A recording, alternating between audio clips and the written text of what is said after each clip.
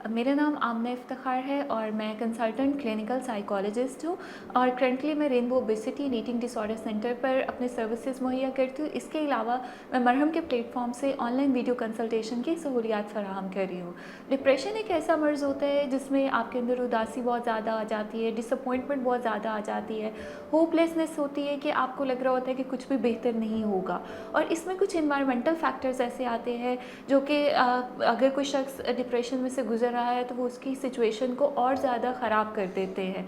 तो जिसमें जो पहली चीज़ होती है जो आम तौर पर हम अनजाने में डिप्रेशन के मरीज़ों को बोलते हैं वो होते हैं कि तुम्हारे पास सब चीज़ें मौजूद हैं तो तुम नाशुक्री कर रहे हो या तुम अनथैंकफुल हो।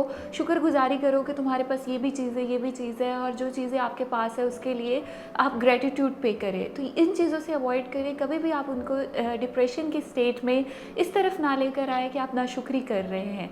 दूसरी आमतौर पर जो प्रैक्टिस हमने देखी है या जो लोग डिप्रेशन के मरीज़ों को मशवरा देते हैं कि ये एक सिचुएशन है, तुम खुद ही इसमें से निकल आओगे या अपने आप को बेहतर करने की कोशिश करो, और इसमें वो डिस्करेज करते हैं कि आप प्रोफेशनल हेल्प जो है वो ले।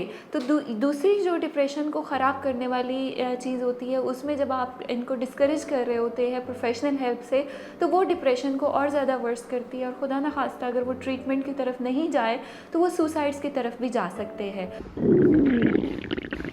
लगता है बाजार के खाने बहुत खाते हो। जी डॉक्टर साहब। मैं ये मेडिसिन प्रिस्क्राइब कर रहा हूँ, वो आप ले लेना। अब कोई भी मसला हो तो मरहम से डॉक्टर की ऑनलाइन कंसल्टेशन बुक करो, क्योंकि डॉक्टर से बात होगी अब घर पर।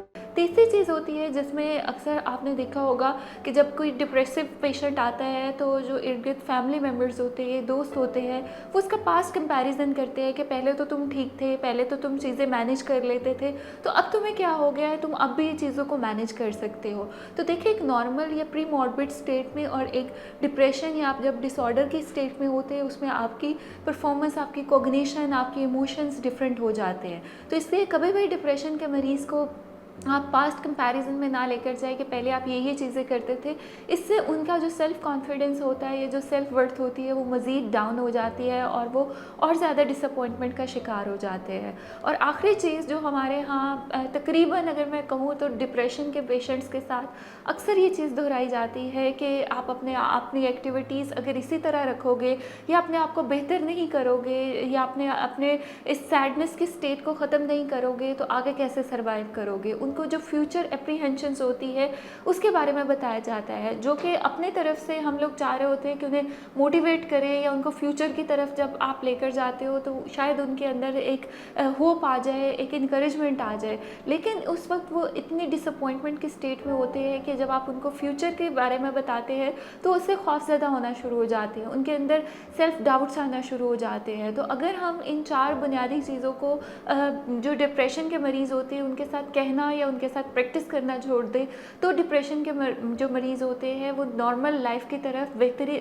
जो है वे में आ सकते हैं। तो कोशिश करें कि अगर आपके इर्द गिर्द कोई डिप्रेशन का मरीज़ है तो इन 4 बातों को जो है वो दोहराने से इज्तनाब करें ताकि हम डिप्रेशन के मरीज़ को जो है वो ज़िंदगी की तरफ वापस ला सकें।